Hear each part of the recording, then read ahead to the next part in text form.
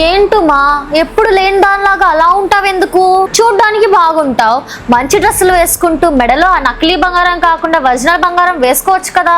ఓ sorry, వేసుకోవాలంటే అవి ఉండాలి కదా. ఏమిటి అమ్ము ఇలా వచ్చావు?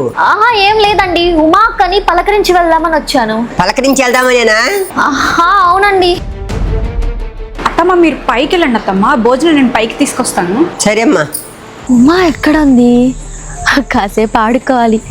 మా ఆయన నాకు కొత్త చీర కొనిచ్చాడు, మా నాన్న నాకు వడ్డానం ఇచ్చాడు. ఇవన్నీ తనతో చెప్పాలి, లేదంటే పొట్టొచ్చేస్తుంది. అక్క, ఉమక్క బాగున్నావా? ఏంటి కొత్తగా అక్క అంటున్నావు? ఏం లేదక్క, మా నాన్న నాకు వడ్డానం తీసిచ్చాడు, మా ఆయన నాకు బంగారంతో నేసిన పట్టు చీర 8 లక్షలు పెట్టి తీసిచ్చాడు.